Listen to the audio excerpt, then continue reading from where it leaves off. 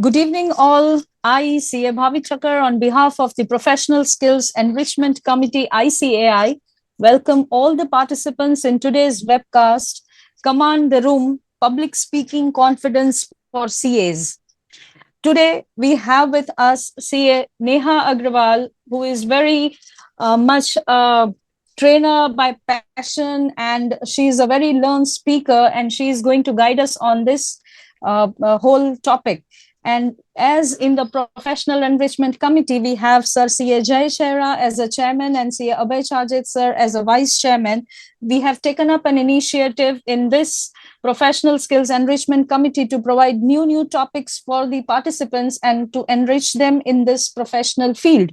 So today, I would like to introduce our speaker for a minute by giving her a huge welcome, CM Neha ma'am. You are welcome for the topic today to enlighten us on this particular public speaking domain, which is very much a domain which is mostly people are very much afraid of coming on the stage and speaking about openly to the public.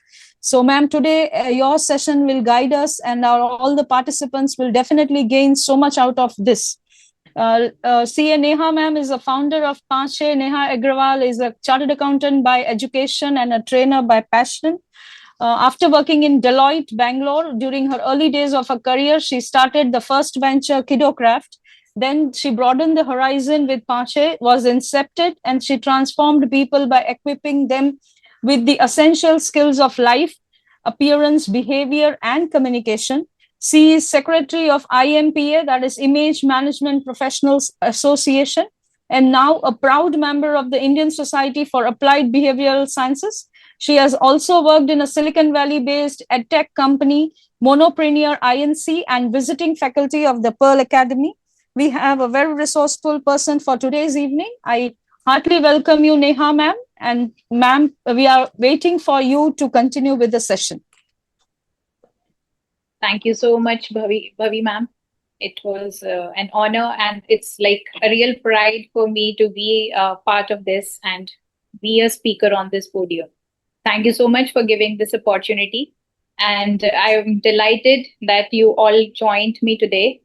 I hope I would be able to give my 2 cents and add to the learnings and impart whatever I have gained through my experience. So I'm going to share my screen. Just let me know if it is visible to everyone.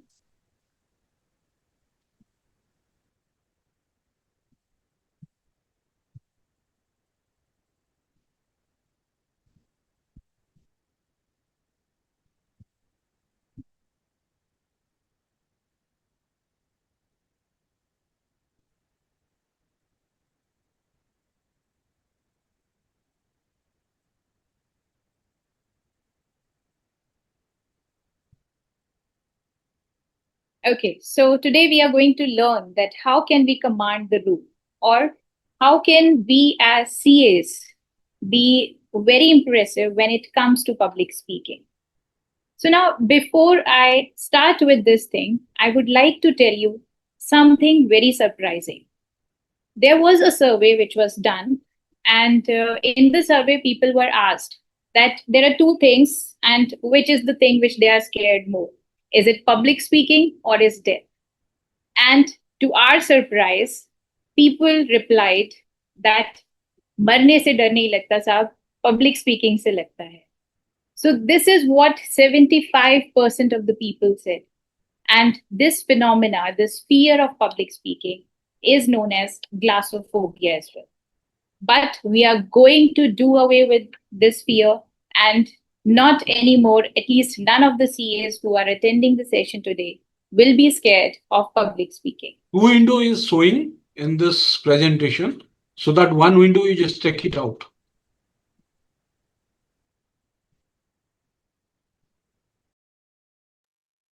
So I could not understand. In the presentation, two window is showing. One window has to show, but that one is two window is showing. Okay, let me correct it, sir.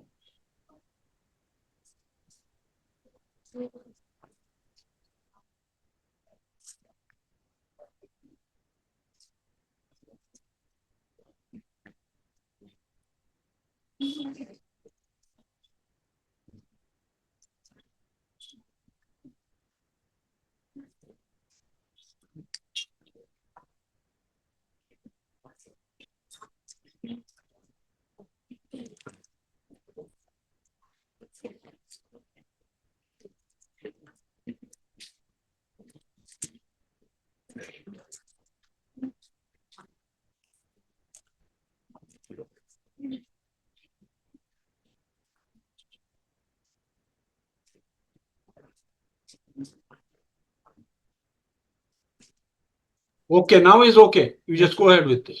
Okay, thank you so much, sir. Okay, so we were talking about the fear of public speaking. And in this, we have now we need to work upon this fear so that in future now nobody is going to have this fear, at least in our CA. So to do this, we have following objectives aligned for the section.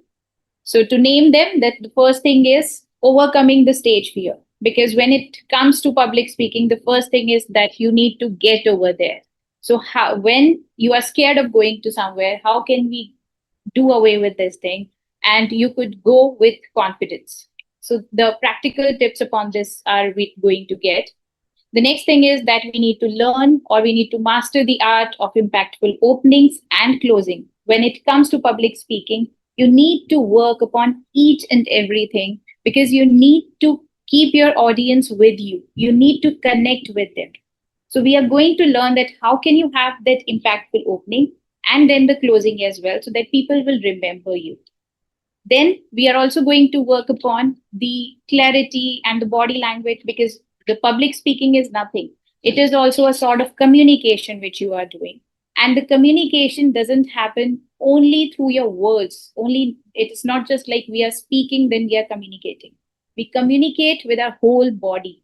So we need to learn even our body language that when you have to be there to be impressive, then how should you act? How should be your gestures? What should be there in your tone? What should be your stance when you are standing? So all those things we are going to cover. The next thing is actually which goes hand in hand with that is that you need to keep your audience hooked to it by making a structured message. So when you are preparing your presentation, you need to set a structure for that. So these all things are what we are going to cover. Also, there is much to it. So let's deep dive into it and get started. So now before we start, I even want you to ponder upon this thing that why is it important for us to learn this art of public speaking?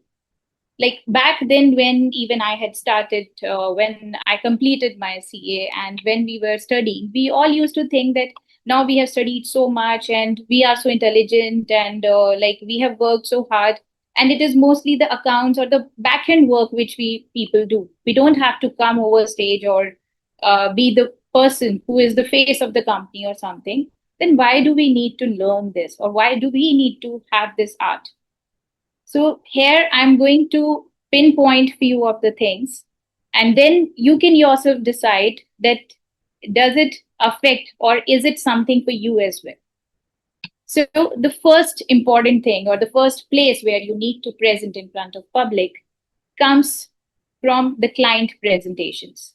If you are doing your own practice, then you would be doing the presentations. You would be presenting to the clients that this is how I'm going to help you, and this is where your figures are going. This is how you can work upon them. So you need to give client presentations, and sometimes even before you are like empaneled in their board or somewhere, then you need to tell them. You need to showcase your talent to them. So that is one scenario where you need to give a presentation. Another thing could be that you need to create some public awareness. It could be about the new tax regime which has come up. Or it could also be the thing that somebody has invited you as a subject matter expert for some podcast, or it could be like whenever this new budget comes, then the CAs are mostly asked that what would this has effect on their business and what all things are going to change. So there also you might be asked to speak about something. So then also you need to learn that how are you going to impart your knowledge and how are you going to make it fruitful? The last but not the least could be the leadership roles. Suppose you are in an organization and you are the team head, and then you need to brief your teammates that this is what needs to be done, or even to your subordinates, you need to tell them that these are the things which I want to be done, and these are the figures. So, in all these scenarios, actually, in daily life, you are doing public speaking, unknowingly or unknowingly. And it is always better to keep learning and improving and be the best version of yourself when it comes to anything, whatever you are doing. Because if you are going to work upon yourself and you become your best version, then there is no replacement for you anywhere. So let's now understand that in case you learn this art, these were the actually, right now we have covered the areas where we would be speaking in public, and there could be many more. I have just numbered them as 4. And now we are going to even understand that if you learn how to be a good public speaker, then how will that benefit you? So the first thing is that it will enable you to have a clear communication between your team members or even with your client. If you are able to give a good presentation, because it has been said that a layman's knowledge perfectly imparted is better than an expert knowledge never understood. So, in case you are not a good speaker, you are not able to express yourself properly, then even your client or even your team members will not be on the same page on which you are. And there would always be chances of dispute or disparities. So, to do away with that, you need to learn this thing. Next important thing which you get from from learning the public speaking is that it will position you as the authority. If you are an impactful public speaker, then people will understand your importance. They will see to it, yes, this is the person who has knowledge, who knows all these things, and this is the person from whom I can learn so much, or he would be the best guide for me. Just think about it that like as an example, I can tell you that a CA friend of mine, she was invited at a local business meet, and there she explained the complex GST changes in very simple terms. And do you know what happened? She ended with getting all those local business orders. They seek her guidance now for their companies. So she got so much of business through that public presentation. So in case you learn it, then you would also be benefited many folds. Now, the next important thing which you get is that you also get the doors opened to the leadership roles. When people see that you can lead the team, you can communicate well, and you are very good at handling the things, then you keep going high up the ladder. And people come up to you for public engagements and for all those things, that you are the best person to give this presentation. You are the one who could tell all these things very easily and in a very good, effective manner. Then you are always there on the face of it. So these are the benefits of learning this session. So please fasten your seatbelts and let's get started. Now, when it comes to public speaking, first of all, we will see to it that what are the challenges which people face. The first challenge is that they have the stage fear, right? And now the next one, like suppose after getting, collecting yourself and you went to that stage as well. The next thing which happens sometimes when it comes to us CAs, that people sometimes get confused.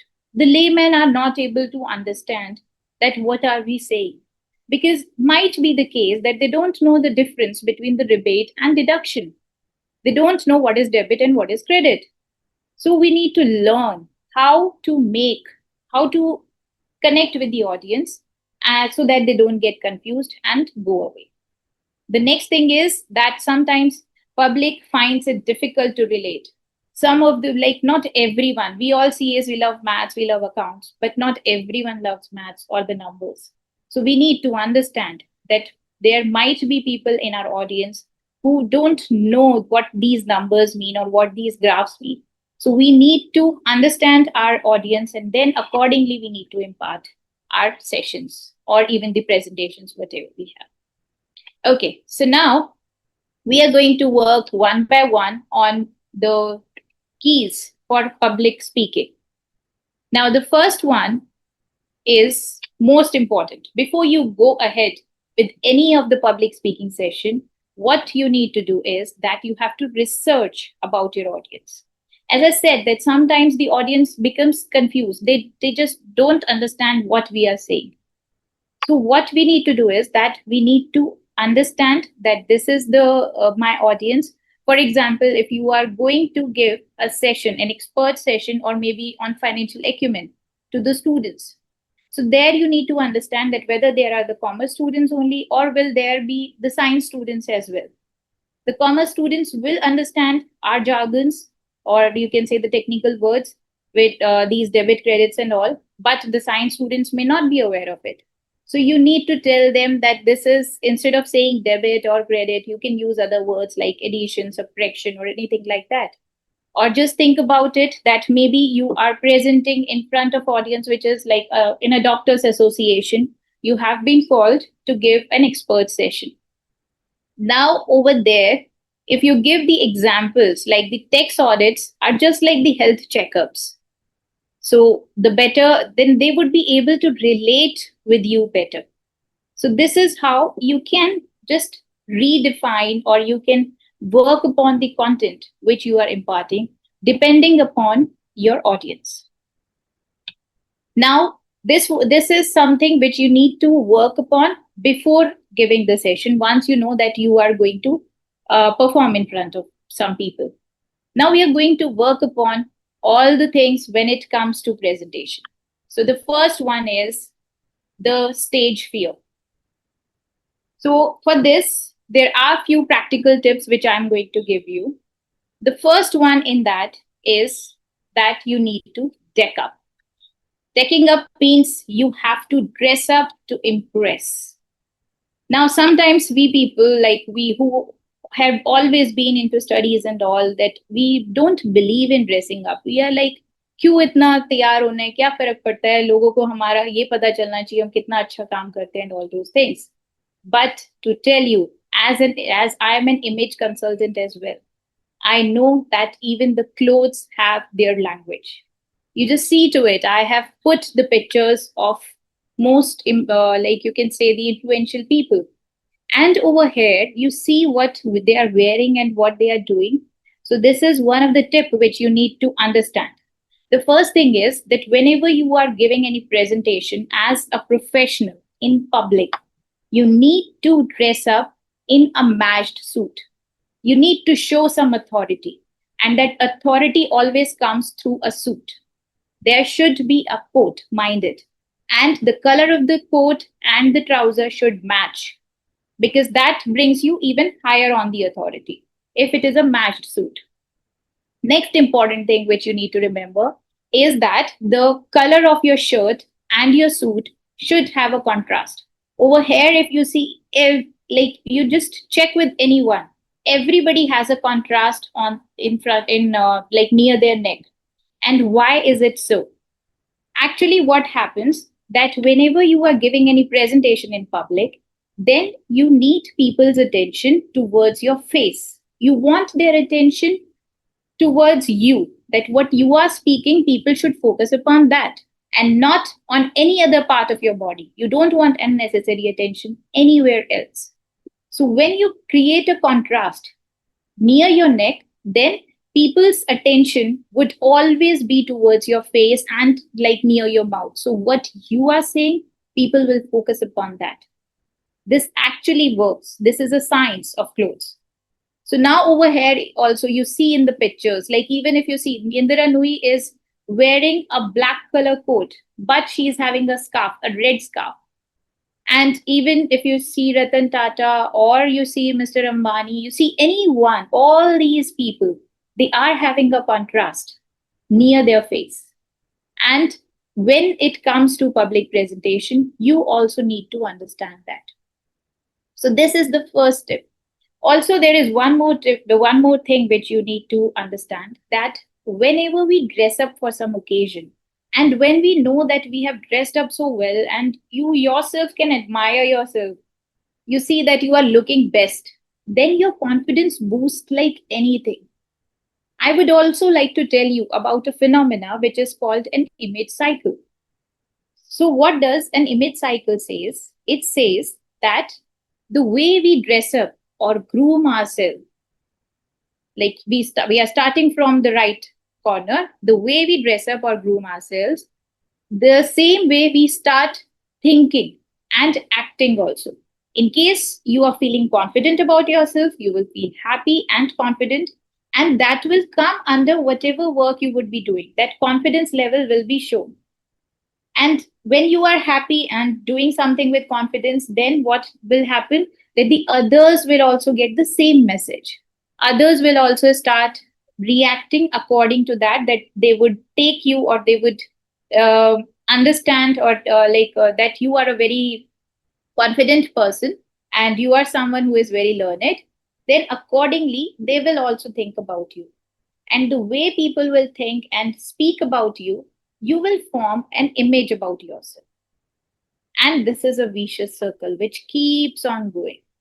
And this is something which you need to understand, that just in case you don't have a very good self image, if you think about yourself that no, not a very good person, I am very lazy and all those things, then accordingly you will start dressing the way you will dress up. Then accordingly you will start feeling about yourself also that you are feeling very lazy and today you are not well and all those things. And the same message will go to people as well. So this is something which keeps on working in cycle. So how can you break it? First, start dressing up for that. And to tell you the best, that whenever you are going out of your home, always dress up well. It's not just about public speaking. You'd never know when can you get the chance to speak next in front of people. So dress to impress always. Now the dressing up is done and you have reached the stage, or you are about to reach the stage. Then next step, what can you do next to get away with the stage fear? The next thing is that you need to breathe. You need to calm down your nerves. That breathing will help you to calm down. Take a deep breath and then stand for just 10 seconds in any of the power pose which you have shown, which I have shown in this picture. Like my favorite one is the Wonder Woman pose, in which you stand like this and just stand for 10 seconds before your presentation. And then take a deep breath as well according to that. And then you will see that all the fears, all the anxieties will just vanish like anything. Also, in case you are left with any of that thing, then that adrenaline rush actually helps you. It makes you sweat. I know that it will create butterflies in your stomach, but it will also make you alert. And that alertness will help you to give the best of the performance. So having a little bit of fear or anxiety is also good. But if you have too much of it, then use these tips.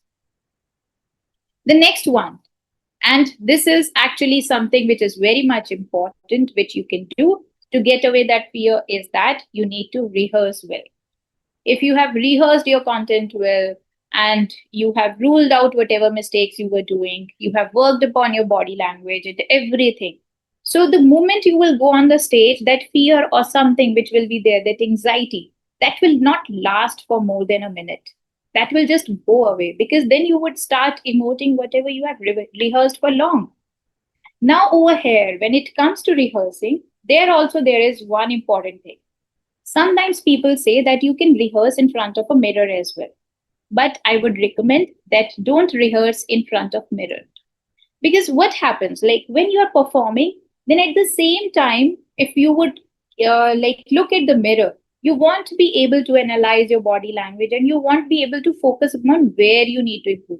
Because at that point of time, your focus will be upon your presentation. So the best way to rehearse is either in front of your friends group or family, where you can have a good feed forward as well, or otherwise just make a recording of yourself. keep your phone over there and start recording yourself. And then after performing, after you are done with your, you have shot your video, then don't just right away jump to it. Take a deep breath, relax, and then after 15-20 minutes, look at your recording and see where all you can improve. There would be so many things, and you could be your best critic as well. You don't even need anyone else to work upon you with you whenever you are giving any presentation. If you would be rehearsing or through your own mobile, that would work like wonders. So these were the tips for removing the stage fear. I hope after this you won't be having anything. So the first one in this was that you need to deck up. Second thing is that you need to breathe and stand in a power pose. The third and the most important is that you need to rehearse before you are going to perform. In case you get the chance, in case you have to go there impromptu, then for that you need to keep on giving such sessions so that you get used to it. Okay, now moving ahead, we are going to work upon the impactful openings for the session, because now we have reached that stage without now no worries, no fear is that. Now we need to understand that how to grasp people's attention when you are there on the stage. So for this, there are few things which we can do. So I have summarized them into three, although we have so many others as well. The first thing could be that you can start with a thought-provoking question. It could be something that you can ask, like, do you all feel confident about the next tax regime? Or what do you think about the new budget which has come? Or it could be anything like, what are your thoughts about the GST rates which are going to change after some time? So now that will spark some conversation among the people. People will start connecting with you. The audience will start talking to you. This is what you want. You want people's attention when you are presenting, right? So a thought-provoking question could be a very good opening. In case you don't want to start with that, then you can also start with some surprising fact. Like in today's session, I started with the thing that 75% of the people, they fear public speaking more than that of death. मरने से भी ज़्यादा डर लगता है उनको public speaking. So this was a surprising fact for all of us. Another way of starting any session would be an anecdote. Anecdote means a small story from your own experience, or it could be a story which is related to the topic and not necessarily of your experience.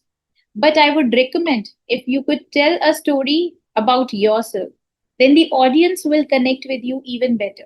Because when they see you coming out of any problem, they feel that if you can do it, they also can do it. So they start connecting with you in some sense. So these are the ways how you can have an impactful opening for any of the session which you could be taking. Now, after having the opening, we need to work upon engaging our audience, right? Opening is done, and now we are there on the stage. Now people are hooked to us, but to keep them hooked, you need to work upon certain things. So the first important thing which you can do to engage your audience is that you need to structure your presentation or whatever topic you are talking on. So that structure could be in the form of, as we say, the burger technique. So on the top of it, you need to talk about the introduction on the topic, like whatever you are talking about. It could be the objectives for today's presentation, anything, whatever you have. Then the main points will be there, and you can deep dive into it according to the time or whatever resources are available to you. And then you should have an impactful conclusion as well. So there should be a proper structure. You cannot go in any haphazard manner that first you talk about one thing, then another thing, and then you conclude, and then you get to know that, oh, I forgot one point. No, structure whatever you want to say and prepare it very well. As I said, rehearse well before you go over there. Now, the next important thing which you can do to keep your audience engaged with you is that you keep on sharing some relatable stories. Stories are very good way to engage with the audience. हम सबको stories सुनना बहुत पसंद है. And actually, I think so. This is why Mahabharata and Ramayana, all the learnings which they had to give to us, they all gave us those learnings through stories. Because stories are something which attract our attention. Also, people remember it forever. They don't forget it easily. So if you want that impact when you are giving any presentation, then please create some stories or add something to it. Also, it happens sometimes that when you are presenting and it is a long presentation or something, when you are taking a session, if it is a whole day session, then if you keep on talking, then also people sometimes feel bored, right? Now, to catch their attention, what you can do is that you can add humor to it. Add a few lines in some other language, some dialogue from any movie, or something, whatever you think can connect well. It could be any humorous story as well, which you have cooked yourself. Not necessarily that it has to be some very amazing story or something like that. But you should not deviate from your topic. That is much important. Now there would be another thing that in case you are giving any presentation, as in my case, we all are from the same fraternity, so we can also give some CA anecdotes, like in case you are giving the session to the same audience. If your audience is something different, like if you are giving to any students and you have kids of the same age, then you can give examples about your kids as well. So many things could be there, so that people relate to you and they keep like just thinking about you, that what you are saying, more they connect with you, more effective will be your presentation. Okay, so now moving forward, we have first worked upon the structure to hook the audience. And then second thing is that we need to keep giving them anecdotes, or it could be the stories, or through humor also we can attract their attention. Now, another way to attract the audience is that you need to take care of both the verbal and the non-verbal cues. Verbal cues could be when directly somebody says that, please, can you just move on, or something like people just openly tell you about this thing that, yeah, we are aware of this. Can we move ahead, or such things could be there. But in case there are non-verbal cues, what could be the non-verbal cues? If you see the audience sitting like this, or if you see your audience that people are getting engaged on their mobile phones, they are you see them, they are not at all interested in whatever you are saying. Then in that case, what can you do? Then you need to notice and see if there is only one or two people who are doing so. Then you can even ask questions from them. You can ask them that, okay, what are your viewpoints upon this topic? Or could you help us to understand this through some example? You can ask a sort of a question from them, and just mind it. Your audience, like, you need to just respect your audience. Don't disrespect them, or don't say that you were not paying attention or something like that. If you are asking question, or if anything is there which you are asking from your audience, be respectful. That is the first and foremost rule for any public speaking. Another way how you can attract their attention could be that you can just give any example about them. For example, when it comes to even dressing up, when we are giving the sessions on dressing up, then many a times we pick up people from the audience only. We tell them that, see this person, how they have dressed up and how they have styled this particular thing. So this is also a very good thing. And when people get that attention and compliment, then they engage more, and also they get attracted towards what you are speaking. So this is also a very good way to attract people's attention when you see them going away. I hope this would also help you all. There would be even one more additional tip which I would like to give you, that just in case there is a presentation like I'm giving today. So here I don't I cannot see you all offline. So how can you attract people attention? That could be through some visuals. So if there is any PowerPoint presentation which you could give, then put some pictures which are related to the topic and not taking much attention also from you. It shouldn't be the case that those pictures or your presentation, the visuals, they should not take away attention from you as well, because you want first and foremost focus upon you. So add some visuals. It could be even, suppose if you are giving any session offline, you are present in front of public, then you can have some instrument or something in your hand as well. Then you can showcase that this is the thing which I'm talking about, and then you can give away the presentation. Okay. Now, there is one more thing which we can do to attract people's attention, and that is making a connection. So that connection could happen through stories. It could happen through asking them their own experiences. That have you ever, like, as CAs, what can we ask about? Like, have you ever felt in a situation that you just forgot to submit any important report someday? Or have you ever filed your tax return on time or not filed any tax return and then you had penalties? You can ask some questions from them which you feel that would ignite the audience attention. So this way of connecting with them is very much important. The questions can be asked in the starting as well. Questions could be asked in between as well to keep connected with them. So every time it is essential. Now, we have covered the openings. We have covered how to keep the audience engaged. Now we are going to work upon enhancing our communication skills. Because when you have to keep your audience engaged, then it is not just these things. It is like, okay, presentation you have made, visuals are there, you know that you need to connect with people. But here also, the most important thing which you are doing is that you are communicating with public. And when it comes to communication skills, we need to understand few important things. And I have summarized them as 6 important things which you need to learn. And then rest could also be there. But before we get started, when it comes to communication, I would like to tell you about a very good experiment which was done by Elizabeth Newton. Elizabeth Newton was a student, a psychology student in the Stanford University.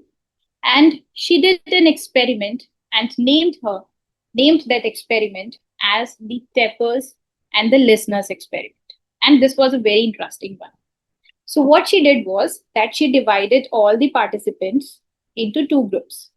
One group was named as the Tappers and another one was the Listeners. The Tappers were given a list of 25 songs, and those songs were the very popular tunes. They were just like Happy Birthday or the Jingle Bell and all those things. And the Listeners, they were not given with anything.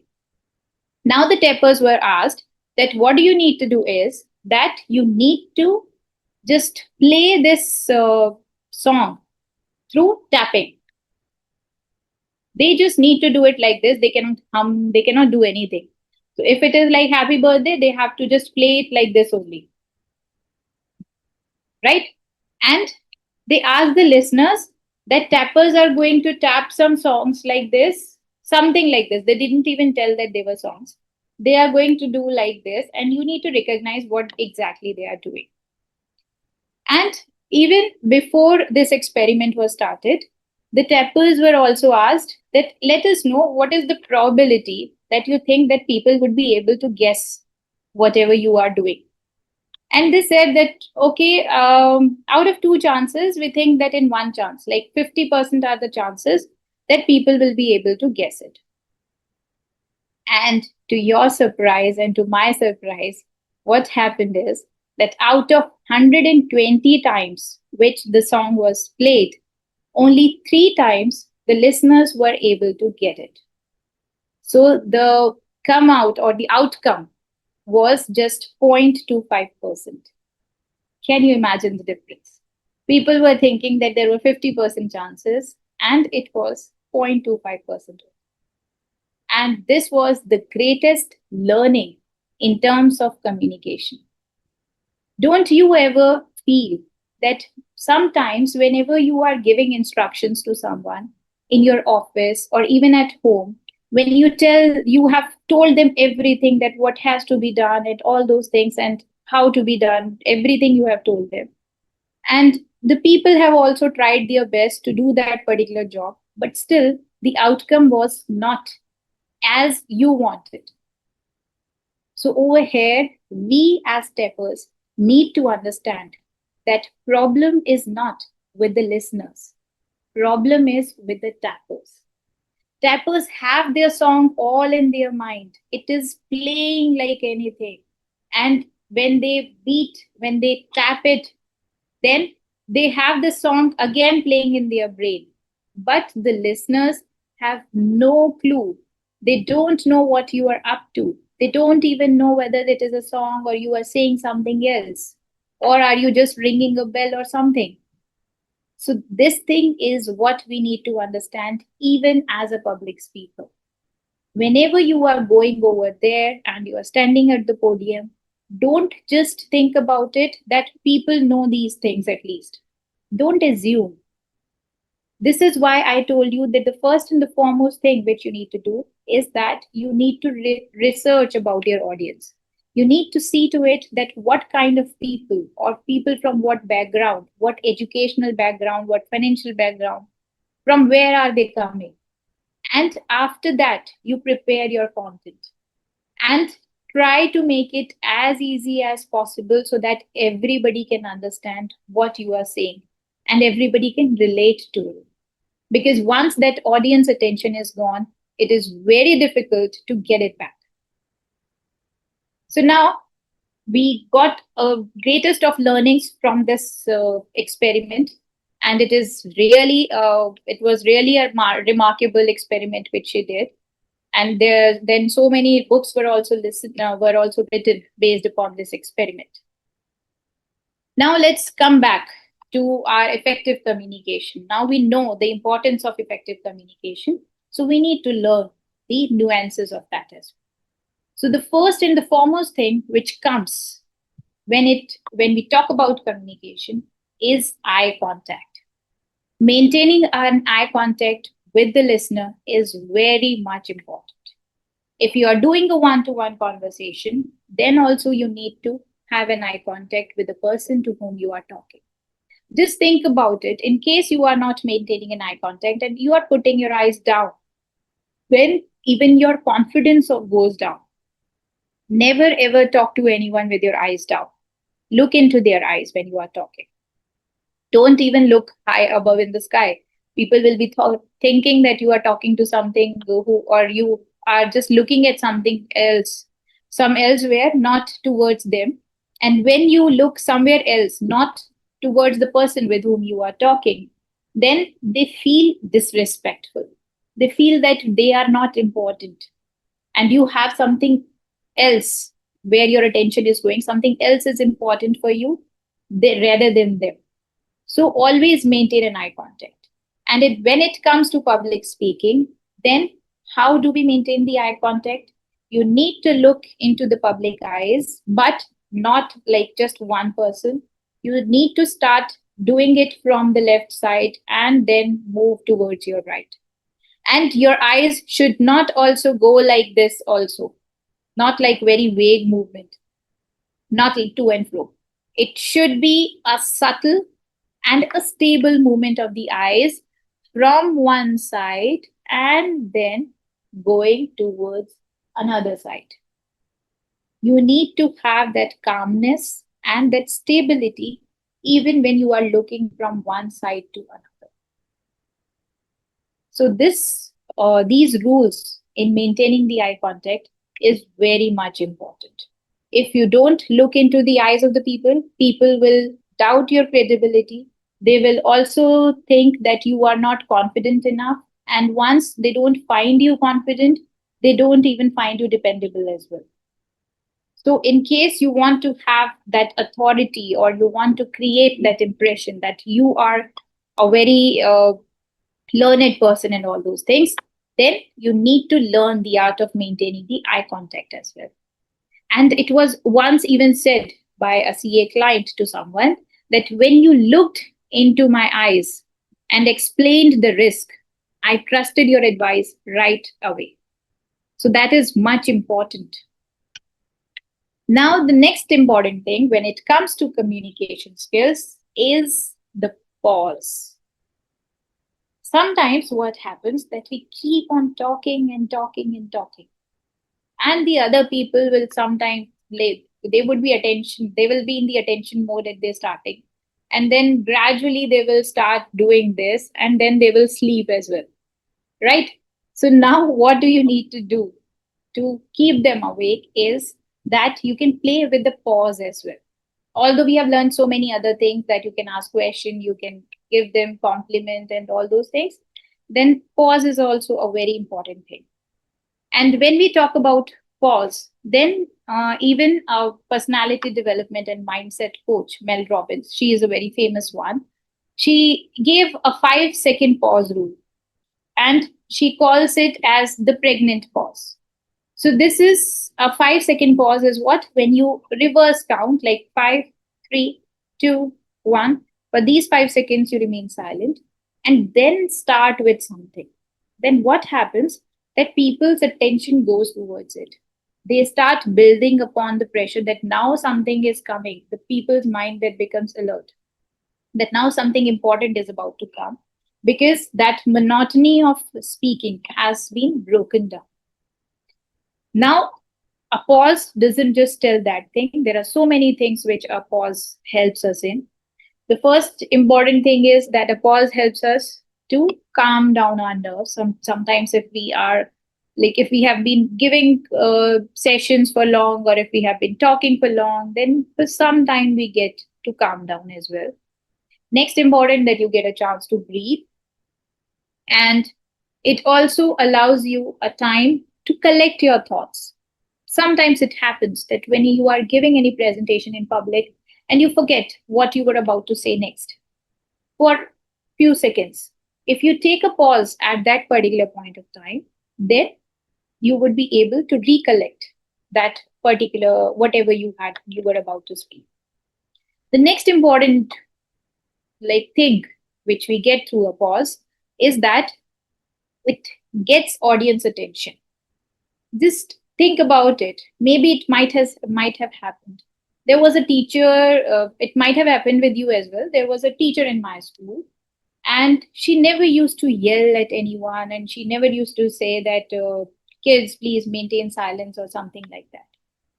Whenever the kids will be making so much of noise, she would just stop everything. She would put down her pen, she would put down the chalk and everything, and would just stand quietly and just watch everyone.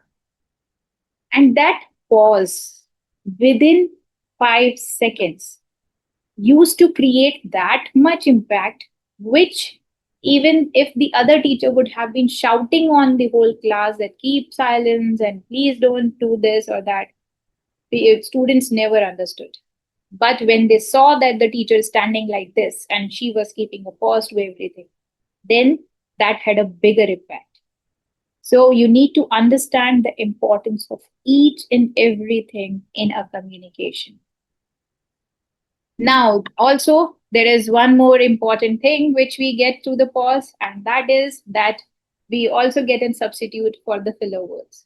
Sometimes the filler words, the words like these are, all these things, they become a little bugging. So you get a substitute for this as well, that instead of saying these filler words, it's better to just keep mum for a second or 2 seconds and then speak. Okay, so this was about pause. So whenever we are giving any presentation, we need to work upon all these keys or the elements of communication skills as well. The first one which we have done is the eye contact. Second one is the pause. Now let's switch to the third one. The third one is the pitch. Pitch is the way we, you can say, the pace at which, no, the volume at which we speak. Okay, and even I will cover the pace as well over here. So now when it comes to pitch, so there is one important thing which you need to see, that in case you are speaking very slow or like you are speaking at a very low volume, then that also shows that you don't have much confidence on whatever you are saying. Just think about it, that even if today I would have been giving this lecture or this session, and I would have been saying it like this, that pitch is very much important when it comes to public speaking. You need to think about your pitch. Now, could you understand or could you even hear whatever I was saying? No, right? So this is what happens when you speak very in a very low volume. People are not able to hear clearly what you are saying. They might try for once or twice for 1 or 2 seconds, and then they will go away. They will think that we cannot hear anything, then why are we here? We are not going to get anything from this. Then why waste time over here? And your audience would go away. So what you need to do is that you need to work upon your pitch as well. And it shouldn't be that loud as well that people's ear like just blow away. You need to work upon the correct pitch. Now, when it comes to even the pace at which we speak, so we need to think about this as well, that our pace of speaking should also not be too much, like the speed.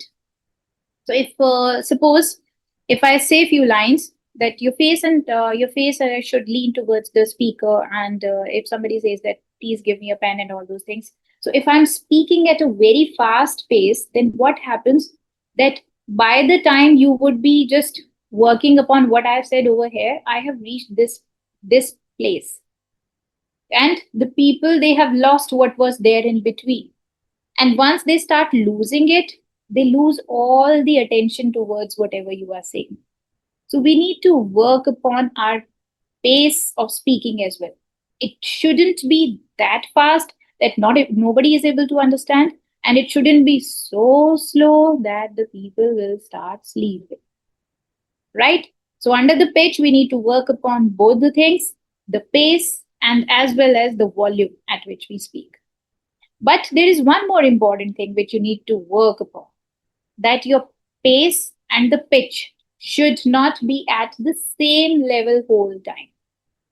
Let me just tell you one important thing about this, that when it comes to public speaking, when people are listening to us, then what happens if we are speaking at the same pace? If I'm like, suppose if I'm talking right now and I'm talking at a correct speed as well, I hope so, and even the volume is fine, that you all are able to hear me.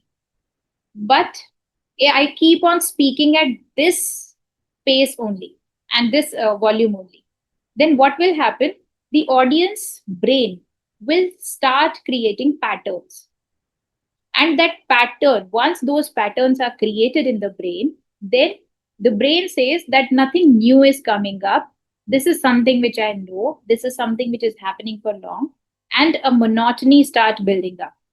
And because of this, what happens? That the audience brain start switching off. Even if they are interested in you, even if they want to know, they want to learn whatever you are saying, then also their brain starts shutting down after 1 hour or 2 hours. Like if they're too much interested, maybe they can remain interested for 2 hours or something. And now, thanks to social media and all those things, the attention span of everyone has gone down to just 5-6 seconds. What to say about the sessions for 1 hour or the 2 hour, what when people would be listening to us. So what do we need to do? We need to work upon, or we need to play with our pitch and the pace as well. So what do you need to do? That in case you have something very important to say, or you want people's attention towards that particular thing, then what do you need to do is that you slow down for that particular word, or you can just raise your volume for that particular word and then go for the next one. So once the brain starts sensing those ups and downs, or maybe that stretch in the words, then the brain gets to know that something new has come up now. It is not the same pattern which I was following. Then people's attention will come back to you. So this is a very effective tool when it comes to communication. And when people comes to public speaking, you just watch the videos of the best of the orators. You will see how they are playing with all these things. And the best people who play with all these things are the comedians, the one who do the stand-up comedy. These people, they just play like anything with the pauses, with their pitch and tone. And actually, this is what makes or breaks their punch. So we need to learn public speaking skills from the stand-up comedians. Now, let's move forward. So this was the third effective tool. The fourth one is the tone. So when it comes to tone, I would like to cite an example. Now I'm going to say same sentence in two different ways. Just see to it that do you find any difference in their meanings. The first one is, you're wearing this. Another is, you're wearing this. Did you see the difference? I have spoken exactly the same words, but the meaning of both the sentences was totally different. And what made that difference was not my words. It was the tone in which I was speaking and the body language, like the expressions on my face, which you could see. And this is not just like when I'm giving you this example. This was actually a research which was done by Albert Mehrabian. He was like a great psychology teacher. And he said that whenever we are communicating with anyone, it is just 7% of the words that matter. Rest 38% is your tone in which you have spoken, and 55% is your body language, which matters when it comes to communication. Haven't you ever faced that scenario that something happened between you and your best friend, and you thought that I had just said this thing only, but why is he overreacting? Or it could be with anyone. But that overreaction is not about the words which you have told, the words which you have spoken. It was about the tone or maybe the body language through the way you might have portrayed when you were saying those words, which hit them. So from now onwards, and it is not just when it comes to public speaking, even when you are speaking, you are talking to someone, always mind your body language and your tone first. The words, and we all had been working upon our words only actually. For so many years, we all had been thinking that, okay, I need to give a presentation. What all do I need to say? Actually, it is not what you need to say. It is about how you would be saying all this, which matters. I hope this is useful one. Now, switching on to the next thing. And the next element of the effective communication is the word stress. And this is my favorite one. So for the word stress, I would like to cite again one example. I would be saying 3 words, and those 3 words, I would be speaking those 3 words in 3 different ways, and just let me know if you could find the difference in their meanings. So these 3 words are, I ordered pizza, I ordered pizza, I ordered pizza. Now, did you get the difference? In the first one, it is that I'm emphasizing on I. It means it is me who has ordered, not someone else who has ordered pizza. When you stress upon the word ordered, then it means that I have ordered pizza, I have not got it from somewhere else, or I have not made it myself. I have ordered it. When you put down the stress on the word pizza, then it says that it is pizza which has been ordered, not pasta, not something else. It is pizza only. So you need to understand, and this is actually a very effective way of making people understand that this is something where I need your focus upon. If there is something very important in your communication which you want to say, so this word stress is one tool which you can use to impart that particular importance on that particular word. So there are two ways of doing it. Either you can put stress on that particular word, and that stress can be done in two ways. Either it could be stretched a bit, like speaking it little slowly and stretching it, or it could be by raising your volume. It could be either going vertically or horizontally. Any whichever way you like, you can put the stress on that particular word. This is a very effective tool in public communication, or like in any sort of communication as well.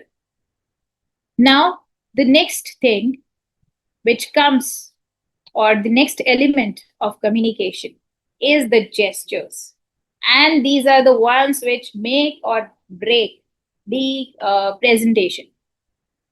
Now, when it comes to the gestures, for the gestures, it is not just, although I have circled on the hands over here, but the gestures could be even your face expressions. Gestures could be anything, like it is about your whole body we are going to talk about. And also for the use of hands. Now, do you remember that back in our times when we were asked to give any presentation or thought for the day? Like I just remember when I used to speak thought for the day in my school days in front of audience. Then I used to hold a paper like this in my hand on the back, and I would just fold my hands at the back. And the paper was just to see, just in case I forget anything. For that, I used to hold that paper.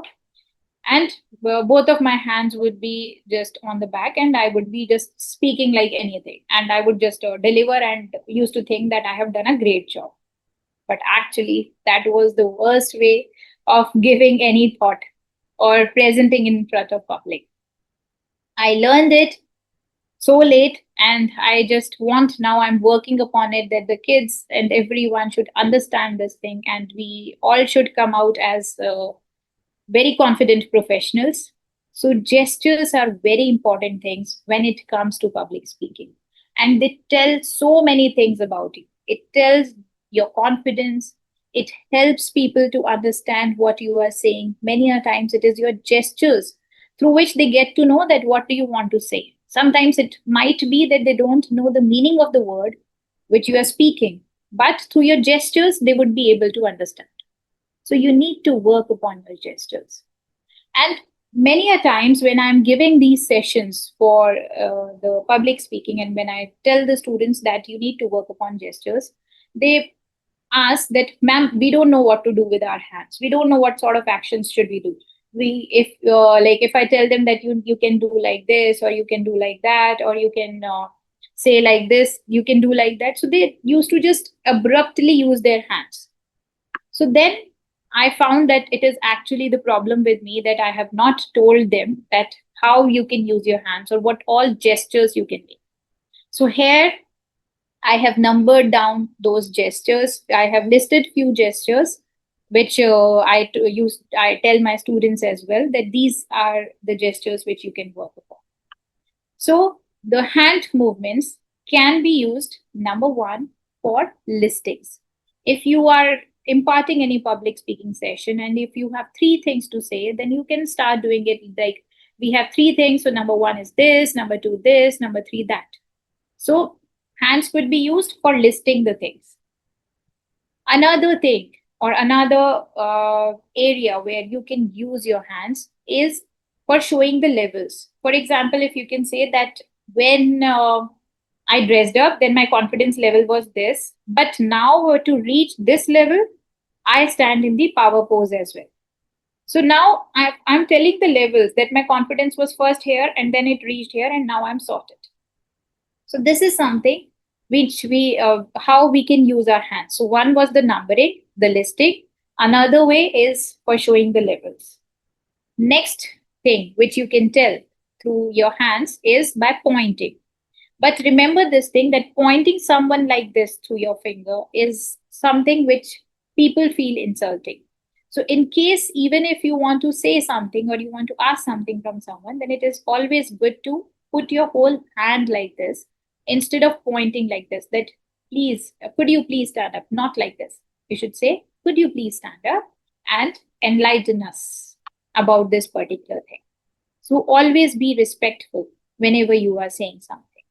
And this pointing could be like right now, I wanted to point this thing, that always be respectful. So this is also one of the way of pointing to whatever we are saying. Another way, or you can say like how we can use our hands, is when you talk about two things, when you are comparing two things, you can say like this and that. So this is a good way of doing or asking someone for something or making them stand. This is a wrong way. So when you are comparing two things, then also you can use your hands for that. Another way or another gestures which you can use is that you can be prompting on something. So that prompting could be like, it could be something, if there is any slide in front of you, then you can prompt on that particular thing, that this is something where I want your attention. Or you can ask like your audience, you can prompt them that you need to do something. And like also for prompting, there is one more important thing, that if you want people to do something which you are doing, or they should agree to some point of yours, then you should start doing it yourself. For example, I know that everybody wants to be a very good public speaker, and I start with, do you who all want to be a good public speaker? Now, what have I done? I have prompted you all that all those who want to be a good public speaker, they need to raise their hand. And what will happen? That people will start raising their hand, because now I have prompted them. Okay. So this is also one of the way how you can use your hand gestures, that in case you want people to agree with you or do something, then you also prompt them, you do the same gestures, and people will follow.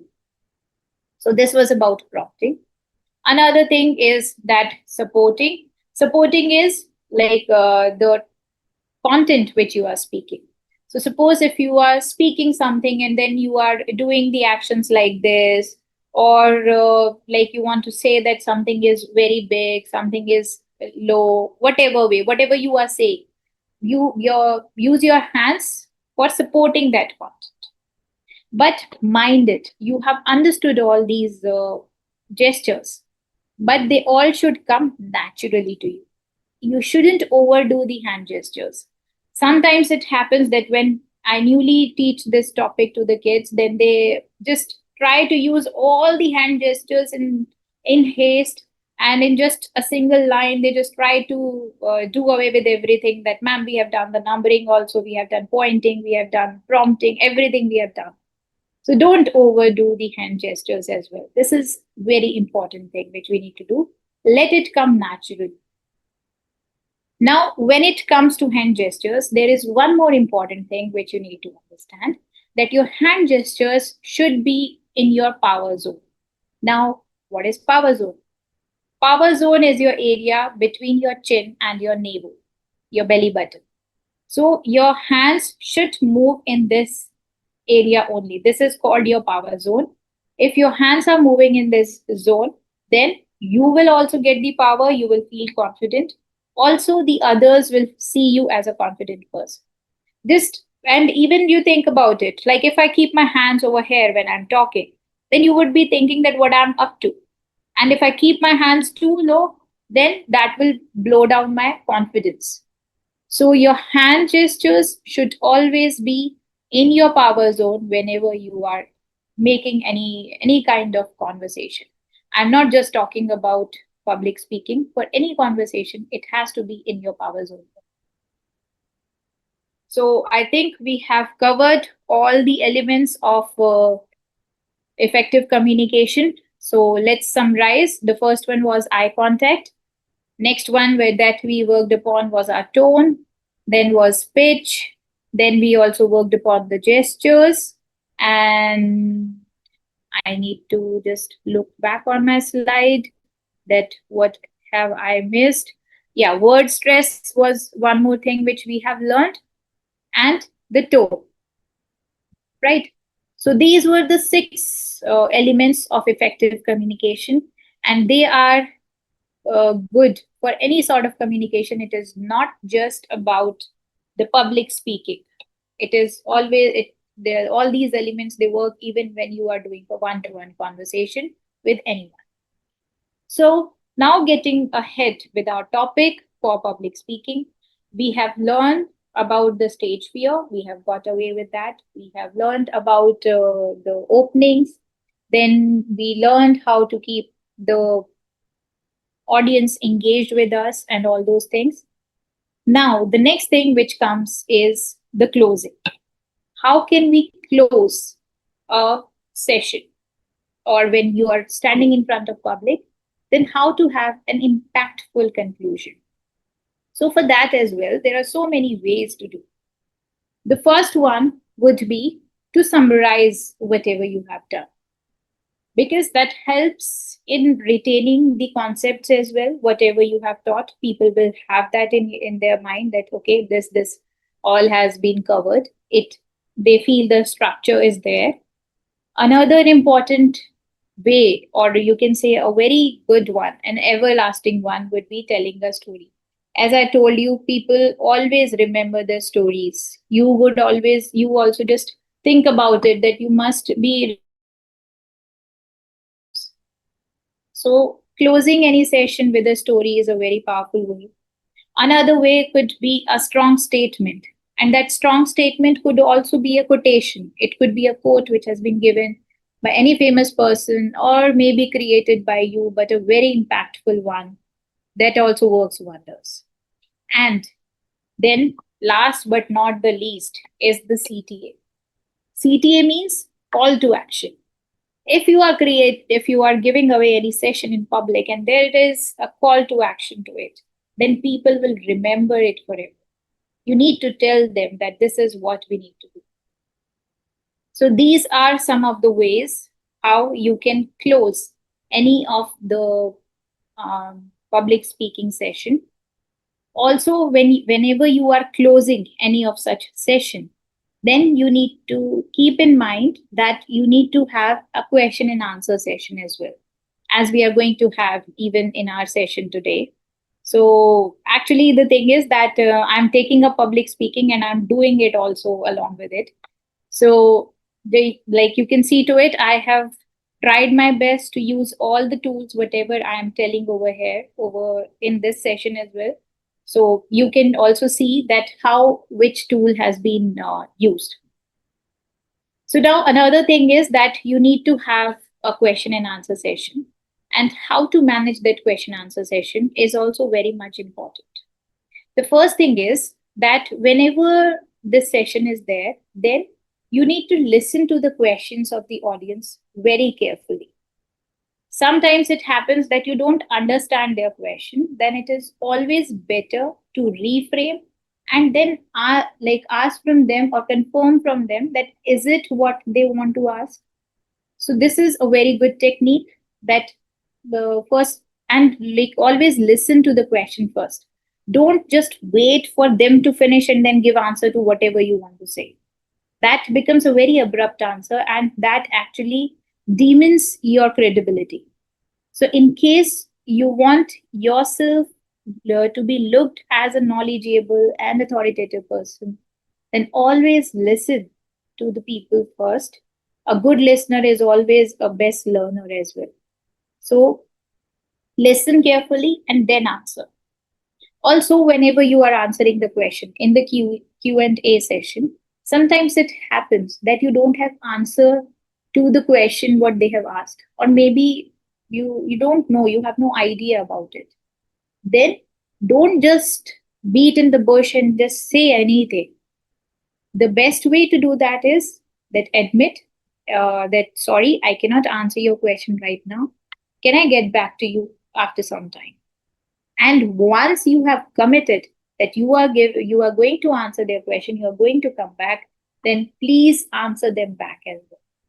That helps in building your credibility from here to here, because you have fulfilled your promise. So that is also much important.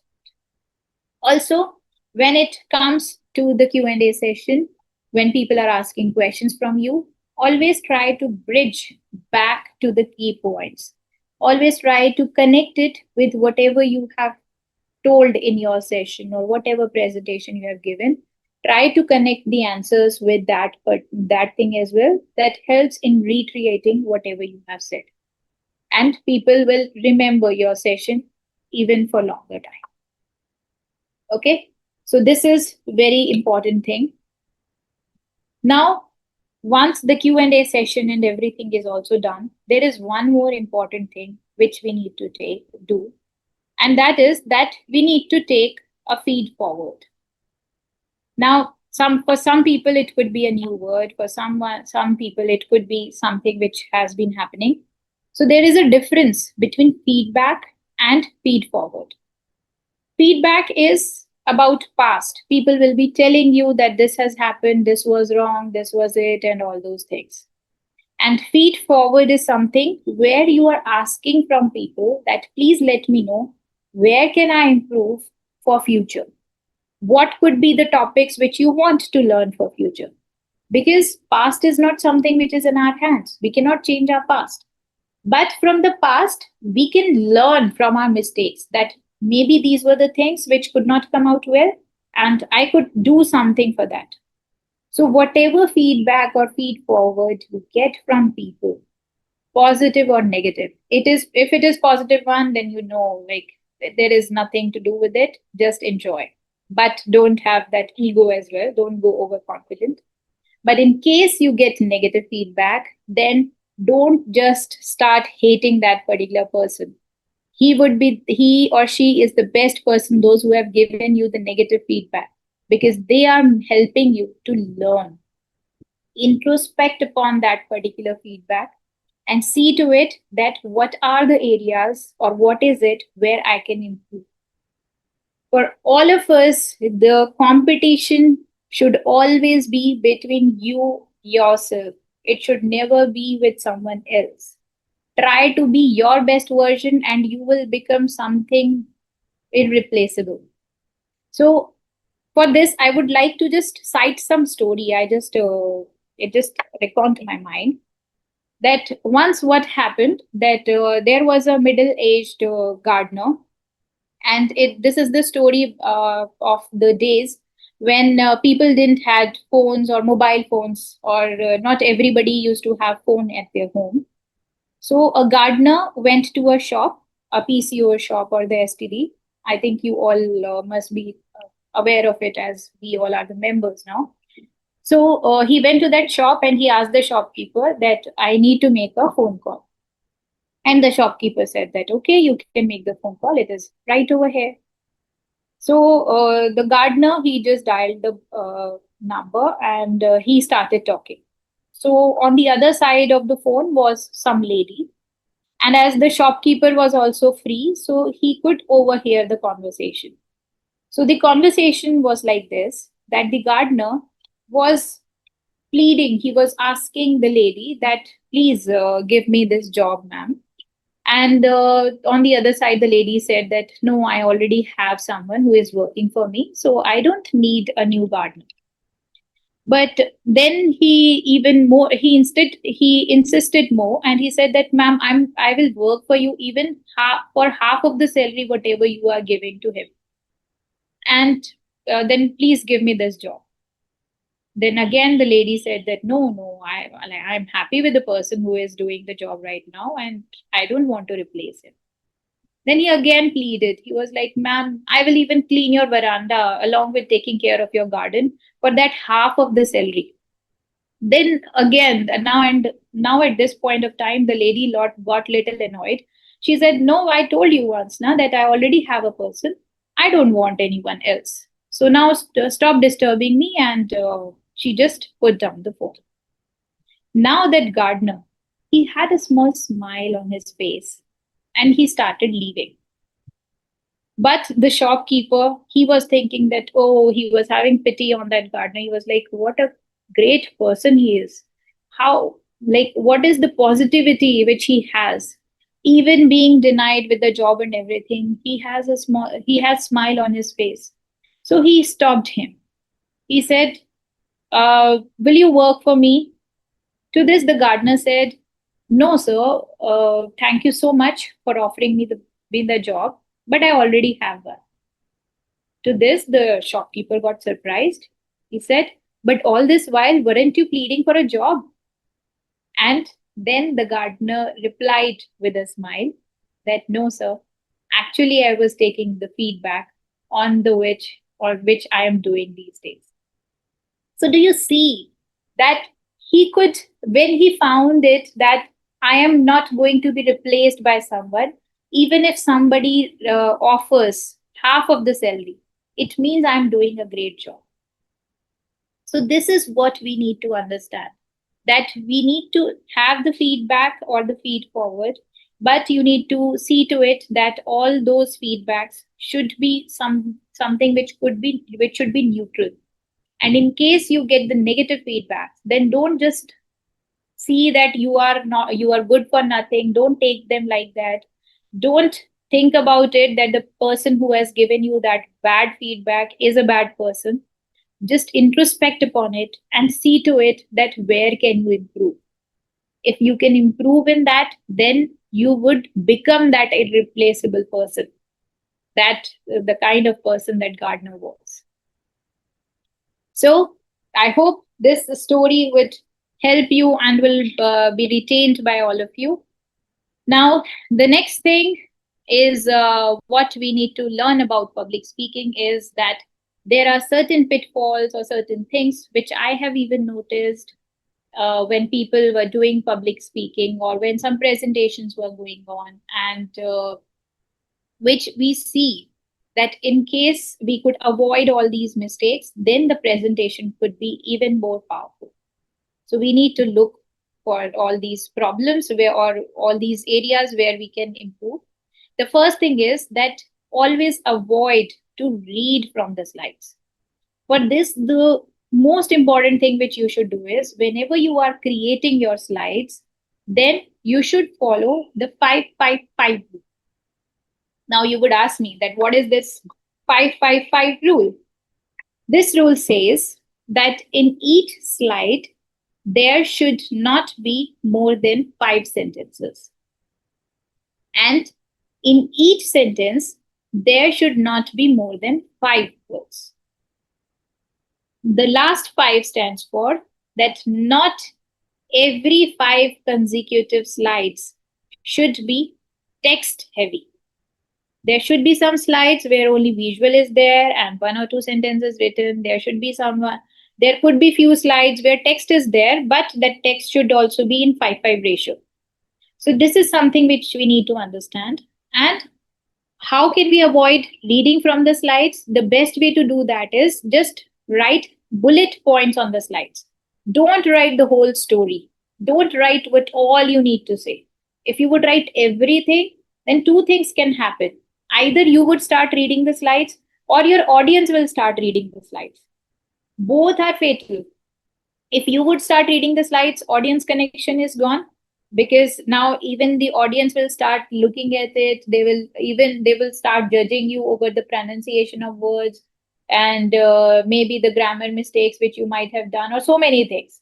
And in case the audience start reading the slides because you have written so many things over there, then what can happen? Then the connection with you is lost. Nobody will be then listening to you. Their whole attention will be taken away by the slides.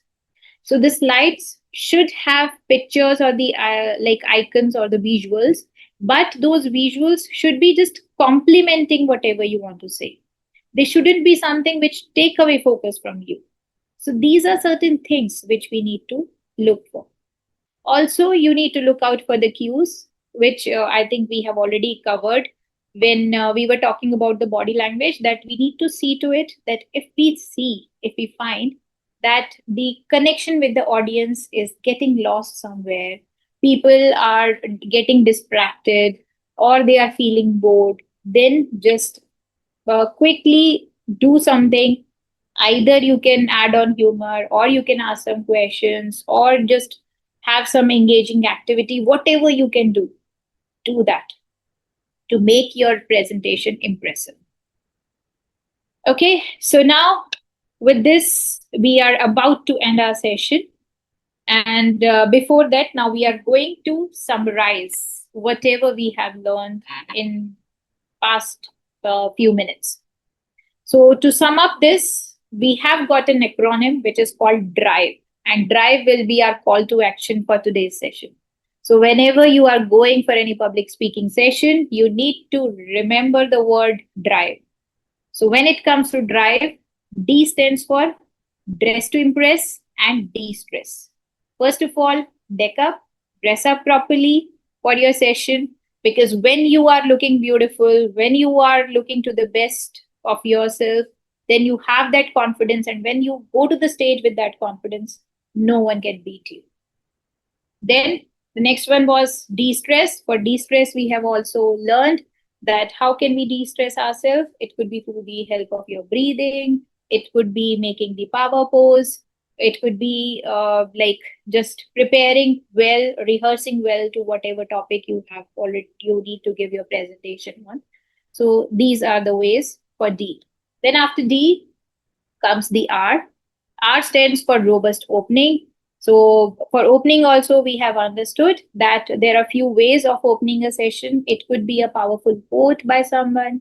It could be a story. It could be some amazing fact, something which attracts attention of the people towards you, because you need to get that attention in first 30 seconds of your speech. This is something you need to understand. If you have lost that attention, then it will be very difficult to attract them back towards you. That is much important. Then comes the I. I is about interaction. So you need to interact with your audience verbally, visually, through your body language, through your activities, through your eye contact, through so many things you need to work on. Right? So this also we have worked when we learned the elements of effective communication. There also we have learned that how can we interact with people through different elements. Then comes the V.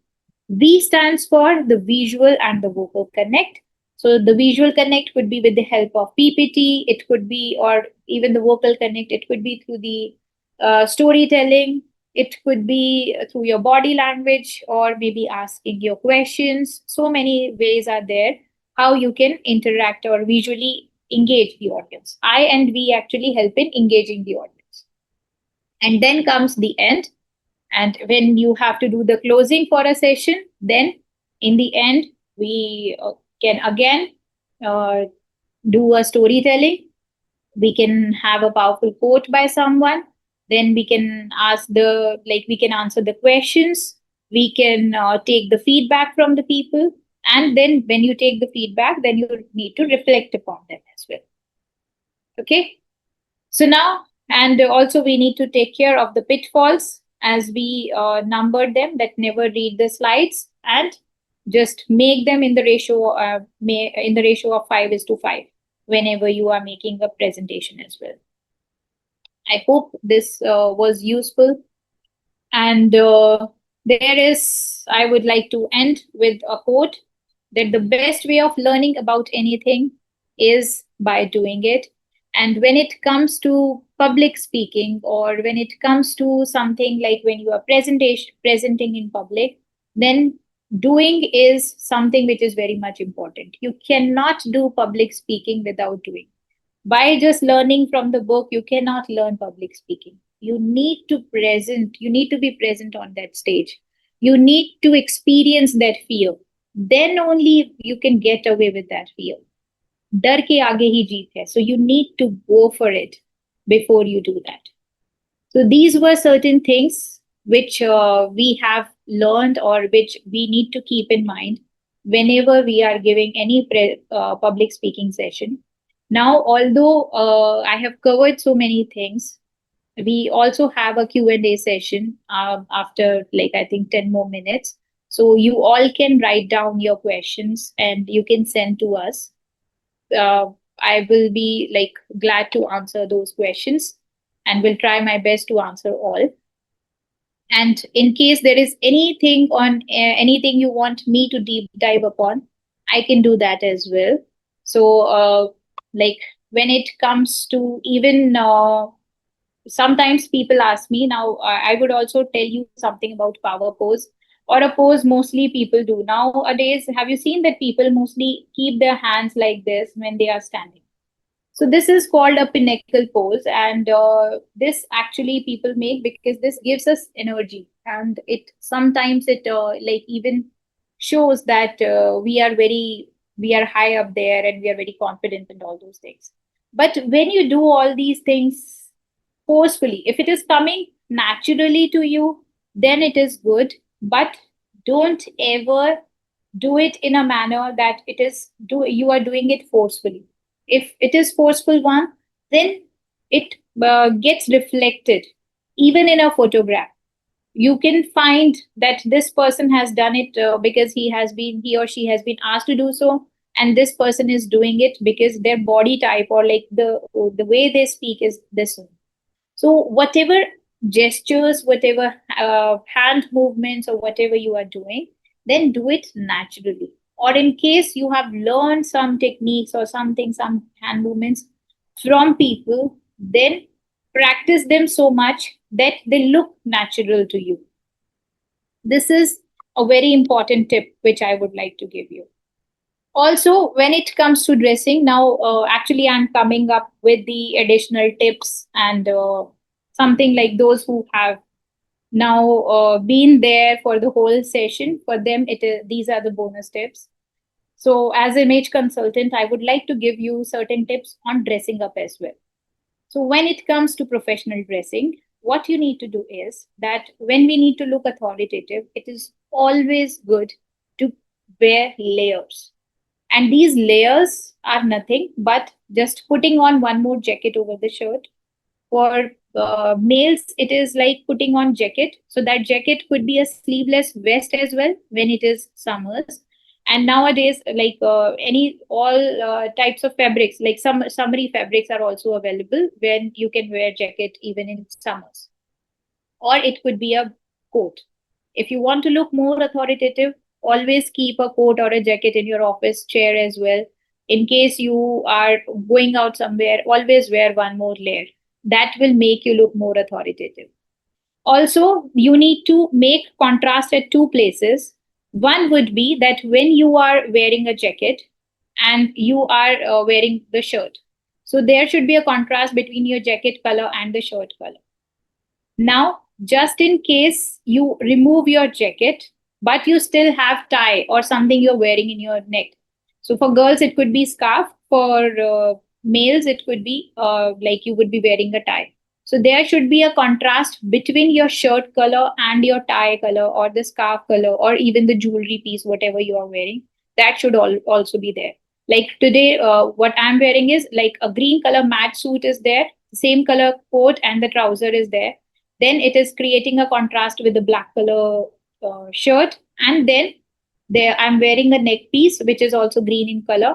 So just in case what happens if it is too hot and you remove the jacket and you put it on their chair, then also you have a contrast. And when you are giving your presentation, that again the attention of people will be towards your face. So this is something which we need to understand. Also, certain tips which will help you in the professional setting.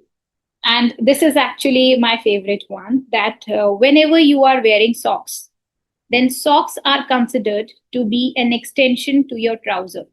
So your socks should be of the same color as your trouser. They should not be matching your shoes. And about the shoes, if you would like to ask, then the color of your bag, your belt, and your shoes, like the things which are in leather. So same color leather should go. Also, when it comes to metals, then all the same type of metals should be there. So in case you are wearing a belt which has a golden ring, then even if your shoes has a buckle or something, then that should have golden color. And your watch should also have golden color. Like right now, I'm wearing black colored shirt, so I have matched that black color with my watch because I could I knew that this was an online session which I'm going to impart. So in that session, now only my hand would be visible. So this is how I could match my jewelry. So matching is something which is very much important to look more authoritative. Also, when it comes to professional setting, go for neutral colors. The neutral colors are the colors which are, you can say, not too much attention seekers.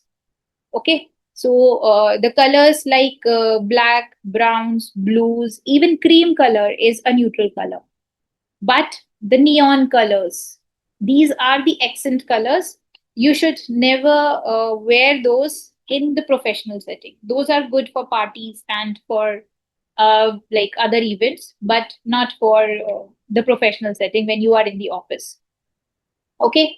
And about dressing up, I have already told you that all the leather things should match same color leather. So if it is a brown belt, then maybe if the your watch has a strap, then that could also be brown leather. And then the leather of your shoes should also be brown. So same color. Or if it is black, then black, black, black. So like whenever now next you would be arranging your wardrobe, then just arrange all the things in that manner. And even for women, when it comes to traditional dressing, because for men it is mostly the same clothes, so it is easy to tell. But for women, even if you are wearing Indian traditional things, then instead of dupatta, try to carry a jacket. Wear jacket over your suits, and also in your suits, try to have collars. Collar adds on authority to something. The clothes also have their language. So in the clothes, it is not just the colors which tell something, the way the things have been stitched, even the lines and the patterns which they have, they also have some language. They all are communicating something. So when it comes to communication, it is not just the way we speak, it is not just the words which we speak matter, it is also the way we dress up. Just imagine the thing that today I had to impart this session to all the CA members, and I had been sitting over here in a t-shirt and a lower because I could have thought that it is an online session, and like people would not be able to see me much. So it would be good like if I just wear a good t-shirt, a branded t-shirt I would wear if like too much, right? But then what would have happened? Then I don't think so. You might have taken me as an authority or something. You would think that that I doubt that she would be giving us something important or something we can learn from them because we don't find her authoritative. So how does that authority come? That comes through the way you dress up, the way you speak, the way you uh, even walk. So this is where we say like ABC, all the three things work. So even if when you are going for a public speaking, work upon all the three ABC for yourself. One is the appearance. First of all, that has to be the thing because you know the competition in the market. There are so many people who are like us, who are doing the same job which we are doing. So how can you be different from them? When you have all these things in you, you all are amazing in your fields, you are the best of the people, but to have that first impression or to have that everlasting impression, you need to work upon your soft skills as well. And this is why PSEC is working for us, all the CAs. So you need to work upon your appearance. A stands for that. B is the body language. When you are walking, you need to walk the talk. The way you would be acting, the way you are walking, the way you are sitting or answering or calling someone, or the way you are doing your hand gestures, they all count in your overall personality. So you need to work upon that as well. And then C comes the communication. When you are communicating, when you are imparting those lessons, then you need to have a good content. You need to know how to give that content impactfully so that people will remember it forever. So you need to work upon all these things to have that everlasting impression in minds of everyone. So with this, I would like to conclude with our topic. And for any questions or something, please let us know. I hope I could be of help or could give at least one learning from my experience to each one of you. Thank you so much for this opportunity.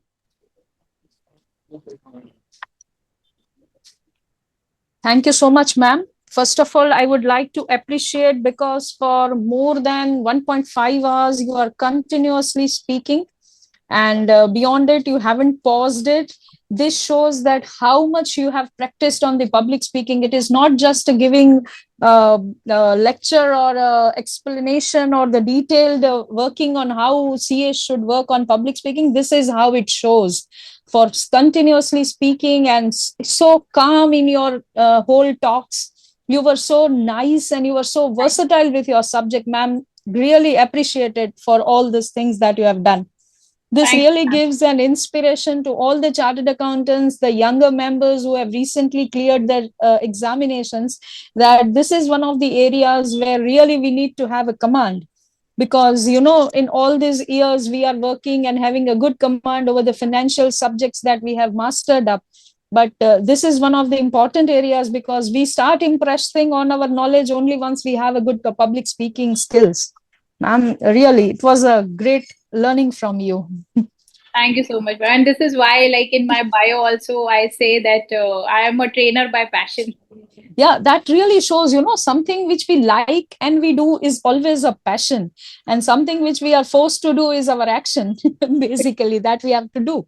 So, ma'am, this is really one of the great learnings that we learned today in this session. I would just like to summarize in 10 small points so that we have few questions for you also coming up to us.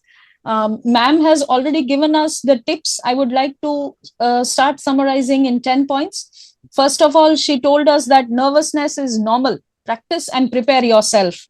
The second thing will know your audience, know your speech about what them, not you. What are you? You start knowing your audience. Organize your material in the most effective manner to attain your purpose so that you are well equipped with the equipments that you are going up for a war. You know, you have to be ready with all the skills. Then only you can front the battle very nicely.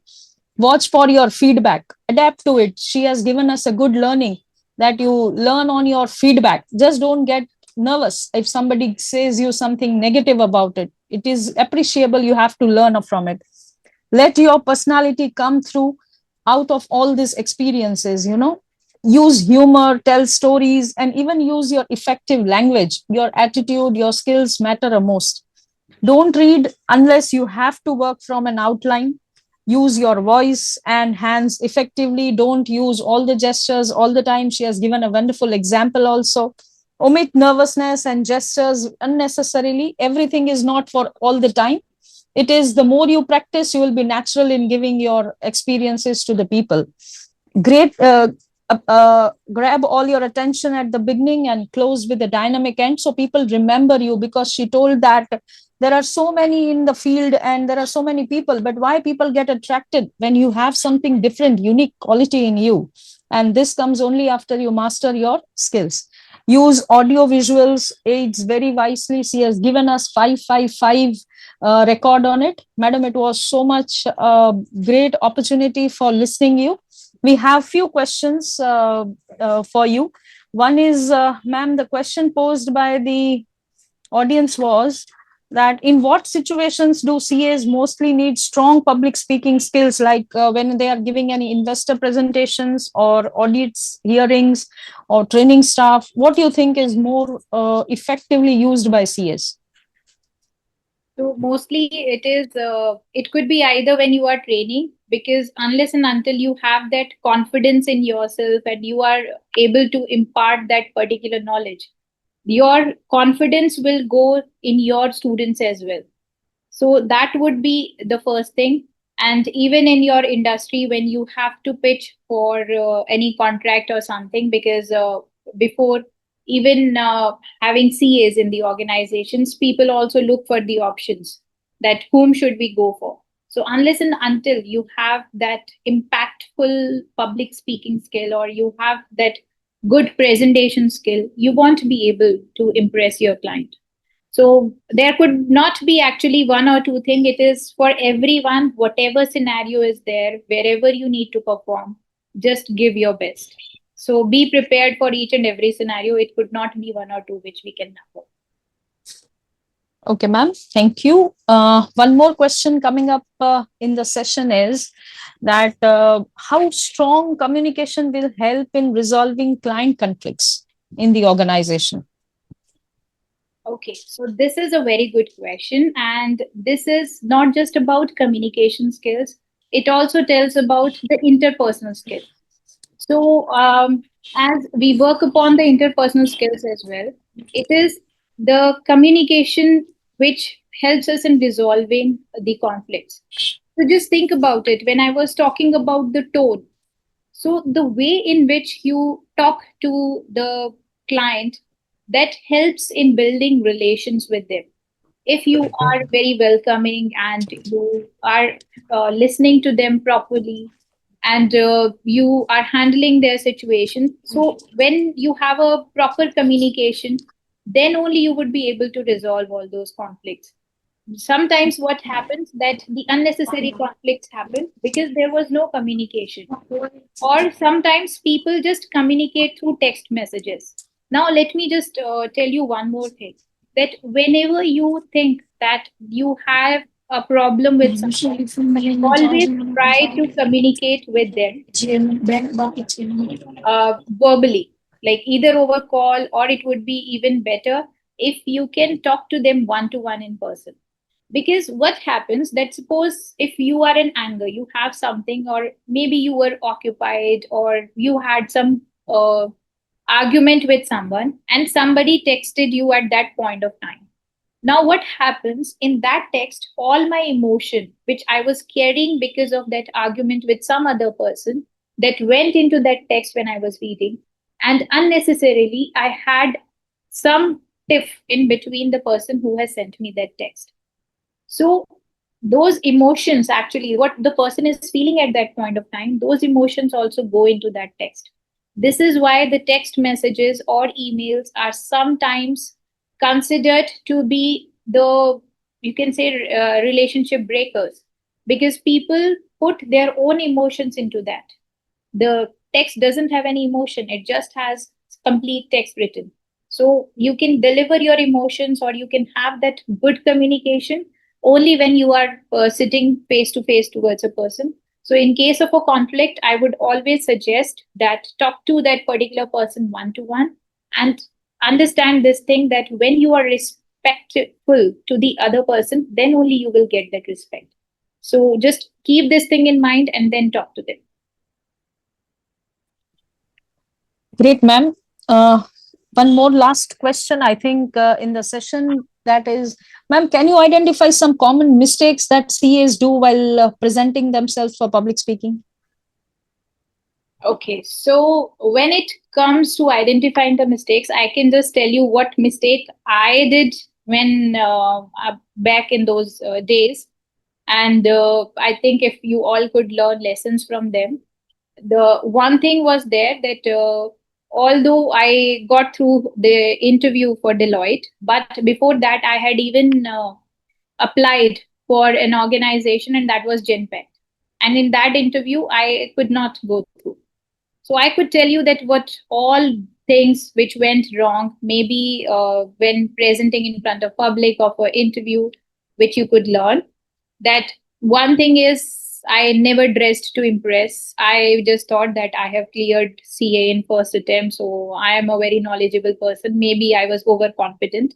So that overconfidence and having this thing that I have cleared CA in first attempt was something I think I was very like bragging about. But then I came to know that there were so many people like me and who were better than me. They had like even more, they were more qualified than me. So that is something which we can learn about, that you need to first dress to impress. Because, and also there was one thing which was happening in back in those days, that the CAs were mostly compared with the MBAs. Most of the people were thinking that the MBAs get the job, or they are hired or given even the opportunity to go high up the ladder. And the CAs, although they were more intelligent and they were more hardworking, then also they were not given promotions, or they were not given the, like, you can say, the place which they should get. And the thing which happened was, because we CAs have always worked back home. We have studied whole our life. We have been into books, into audit books, into accounts, and all those things, that we never got a chance to present anywhere. And this is why we were lagging behind. So the jobs are even high up there. We were not actually practicing this thing that we need to showcase our things as well. We were not, we all used to think that this all shosha and all those things are for other people only, and it is not for us. We need to understand this thing, that before you before you get the chance to perform on something, or before you get the chance to prove that you are worth it, you need to have that chance.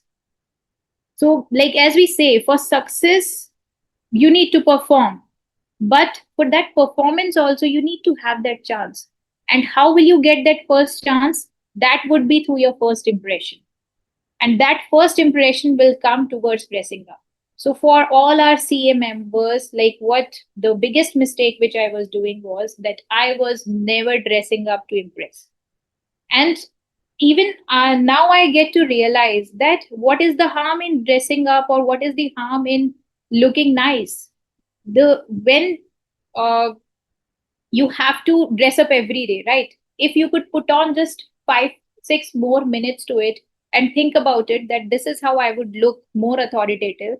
And we can have even next sessions on power dressing or something as well, although few of the tips I have already given today. So then I can even tell you that how the clothes will give this impression to others, that people will consider you as the authority. People will feel that you are more reliable person. And just remember this thing, that people are hired for their technical knowledge, and they are fired for their behavioral skills. So the behavior and the way you are handling things, all these things make you grow high up the ladder. And for all these to go high up there, you need to have that first chance. So dressing up is one thing which we all CAs need to work upon. And when it comes to presentations, we need to practice this as well, because we have never learned all these things in our colleges as well. Because during the college time, we go for our internships and all those things. So what all things we have missed in our life, please work upon them now to be the best version of yourself. I hope I could answer your question. Yes, ma'am, absolutely. You said each and everything is very important, and you have really rightly pointed out that when the CAs and MBAs were really compared, we were far higher in terms of knowledge. But when it comes to comparison, they were chosen first for the jobs. Right. And even I have faced the same thing which you have told, because one of in my interviews, one MBA has been applied for the same job, and I also applied a few years back for the same job, but he was selected. The reason he was MBA presenting much better. And from that day onwards, I also started practicing public speaking, like what you told. I am recollecting my olden days, you know, that how much we need in that field if we want to come out and have something on this part. So, ma'am, you have really enlightened us with the whole session so beautifully on each and every topic, giving us a pure clarity on each and every concept. The very purpose of our concept today on the webcast, Command Over the Roof, for the chartered accountants, was really fulfilled, ma'am. So we are very happy, and definitely we will like to bring you up for the another topic, because it was so pleasant listening to you all the time. So in this way, it was a huge success for us also, bringing you here on this topic. And ma'am, it is really a big honor for us for be a part of this wonderful webcast on the Command the Room Public Speaking Confidence for CAs, organized by the Professional Skills Enrichment Committee, ICAI. On behalf of Professional Skills Enrichment Committee, ICAI, I would like to extend our heartfelt gratitude to our speaker, CA Neha Agrawal, ma'am, her enlightening session, a wide round of applause, and a thanks to the organizer, Professional Skills Enrichment Committee, for today's speaker, CA Neha Agrawal, and stakeholders of this webcast made this a memorable one. Finally, I would like to thank all of you present here and helping us to make this webcast a grand success. Without you, this effort was no one to bring up on this grounds. I would like to thank the chairman, CA Jay Shaira sir, CA Abhay Chajit sir, vice chairman to the committee, Dr. Sambit Kumar Mishra sir, the secretary to PCAI, and all the technical members who have joined us today and made this webcast a grand success. Neha ma'am, we would like to see you again. Thank you everyone for joining on this session. Have a good evening and have a nice day. Thank you all. Sign off from CA Bhavi Thakkar. Thank you, everyone. Thank you so much for the opportunity. It Thank was you. a pleasure to be here.